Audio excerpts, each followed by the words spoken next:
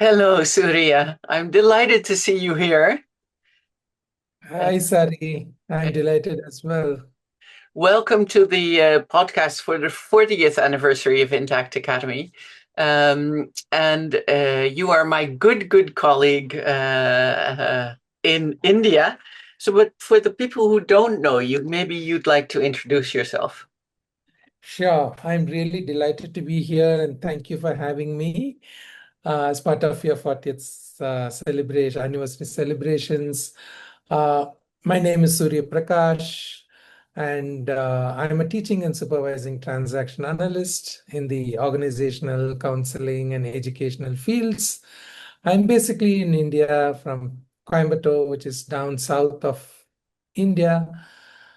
And professionally, I have been teaching organizational behavior, organizational culture, and cross-cultural management, interpersonal effectiveness in business schools over the last 30 years. And I've also been into organizational development, training, coaching, and consultancy. I've been counseling, and off late, I've been focusing more on life coaching and also team coaching. Uh, yeah, that's my professional bit. Oh my gosh, that's a lot, Suriya. And of all those professions you have, is there some profession that you love most or a part of a profession you love most? Well, something that I've been reflecting on all these, recently is I don so many hats, and Yeah. what is it that ties all these together, and what is keeps me going in various domains. And I found my role as a teacher is something at the core of all that I'm doing, be Mm, it coaching or counseling or consulting. Somewhere the process is, the underlying process is people learning. When I say teach, my role as a teacher, I see myself as a facilitator of learning, mm. either learning for the individuals or learning for the teams or learning for the system in general. And that is something fascinating for me because see myself as an, I would say, chronic learner. And therefore, it gives me immense joy to see people learn and how that makes a difference to themselves and the people around them. Yeah. Yeah, I really resonate with that. And it it brings me back to this question about is what do people learn? Do people change when they learn? Do people not change when they learn? So I don't, do you have any reflections on that space of, what is necessary to learn? I'm full of questions because you're so complete in your fields as well. Yeah. So my one of my favorite definition of learning is by Stephen Robbins, where he says learning is a relatively permanent change in behavior or attitudes. I know it's, Relatively. yeah, relatively permanent change. Wow. And that is the operational word, and that's Yeah. what excites me about. Because change is never static, Mm. and it's constantly evolving, and therefore, and it's never permanent. It doesn't mean that once I've changed and it's going to stay like that forever. I think that, especially with human systems, that is the most exciting part. So therefore, I find, yes, change is possible, and I see if change is not possible, then I suppose you and I won't have a job to do. And how is it possible, and what do people change? Again, it is very, very personal, I suppose. Mhm. And especially at the individual level, it is very personal because it depends a lot on the person's innate motivation and the need to change. So either the need comes because of some pain, or the need comes from because of some urge from within.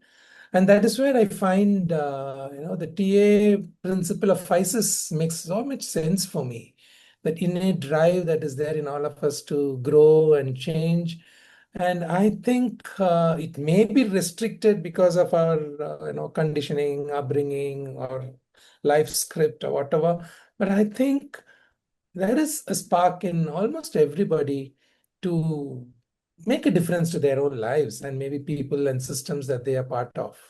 And even I've seen organizations which I see as basically system of people, there is that innate need to change. So whatever the objective or reason may vary, some may want to change to make more money, some may want to change to make some difference in the ecosystem they are part of. Some may want to change just to make lives better for their own people. So, whatever the motive is, I think there is an innate drive to change, and that is what excites me to see, even if it's a small change, if people could make a difference to their own selves. And I think I would keep doing what I'm doing. Yeah.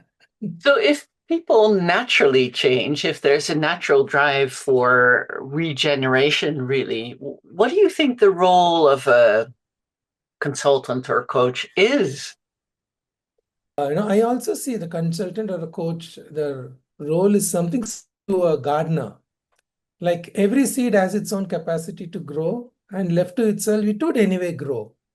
But I think, the role of a gardener is, they'll be able to provide the conducive, atmosphere and this, the soil and the, nourishment and whatever support the plant needs so that it would find its own full potential and expression. Oh, that's beautiful. Otherwise, Yeah. yeah, left to themselves, people might take eons to get to probably where they want to, or they may never reach. But I think having a coach or a consultant, in a way, expedites the process, and also it fundamentally clarifies to people and provides the scaffolding and the holding and the direction. And yeah, so Yeah, that's what. beautiful, beautiful. A coach as a gardener. I like that. So, coach is gardener or consultant is gardener, which means it's beautiful because, this idea people grow anyway, but we can help them accelerate growth or grow to their full potential. I love that. So, what does that mean for the conditions that we have to create? Because sometimes change works and sometimes it doesn't. I was at a leadership workshop last week and I thought, oh, this is this is sometimes you come in and you go, this is not going to work. Yeah. Uh, for me, it's usually the contract. In this case, I think I had the wrong commissioning party, really. I didn't have the right party in the room. Um, I don't know. What's your thinking about that? What are the conditions that we have to Yeah, I create? was yeah, I was about to get there. I think getting the contract clear is the foundation and a fundamental requirement for any change effort to Mm, work. And within sometimes organizations are quite smart in saying the right things when you ask them what they need and why they need it and so on and so forth. But for me, looking what is beneath the surface is so important in terms of the intent is so more important than what is being explicitly claimed to be the requirement. So therefore I believe in taking the time to look at the intent and intuitively find if there is a resonance and alignment in when I say intent, the commitment for the change.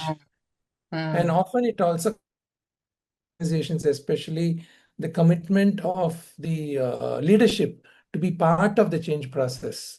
mm, Because I find often, at least in my cultures, often it's like the leader believes I've arrived, but please work with my team and somehow make mm. things, you know, let them get them to change so Yes. that we reach our goals. But I think that is the derailer for me. So therefore, getting the leadership to be committed and involved in the change process, I think that is a fundamental requirement to Yeah. make even a moderate contract to really succeed well. Mm. When I worked with you on the ethical round table at the MLL this year, I noticed that you were quite spiritual in your approach as well. You use a lot of Buddhist quotes, and is that an integral part of how you work? Yeah, see, the Vedantic philosophy, which is not very different from the Buddhist philosophy, is my fundamental sort of a guiding light in all I do. That is something that I learned from one of my first trainers in TA. She used to say, "The person I am is what I bring into all that I do." You may be knowing Saru, and she used to say that, and that is something I believe very strongly. And therefore, in Vedantic principle, there is this notion called dharma and swadharma. So when I am aligned with my own core values and principles, then anything that I do is going to bring in whatever results that I, intend to Oh, that's achieve. mm, And therefore, it also closely aligned to the TA philosophy of I'm okay, you're okay. And it helps to see the clients also have the power to bring in their own resources into the process of change. And therefore, it helps a lot to work in a much more collaborative and co-creative manner. So I yeah, see spirituality is not different from the professional that I am or the every person that day. I Yeah. am. Yeah, it is. Yeah, I really love that about you and about working with you. So, Thank you, Sari. so last question, Suriya, which is, if young people want to enter this profession and become as successful as you are, what are the three pieces of advice you'd give them? Yeah, that's really a very interesting question. The first and foremost, I might be biased, as I said earlier, that need to have an open mind to learn, Yeah. which means be willing to change your outlook, change your perspective, change what you even sometimes the direction that you're taking in your career, whatever life brings to offer, willing to flow with it. The second I find, which has helped me a lot, is a fundamental sense coming from a space of abundance and not from a space of scarcity. Mm, Because I think that, very much at the core, believing that, the world is big enough to offer to everybody's needs. And the third, I strongly believe that it takes a village to raise a child. So basically, to network and be in the, company of colleagues and peers and like-minded people who are in the similar journey, which helps a lot in mm. not only, of course, network and create more resources, but I think it constantly acts as a source of energy that keeps us going. So that would be my Beautiful. Thank you very much for your time. my pleasure. Thank you for having me. Bye bye.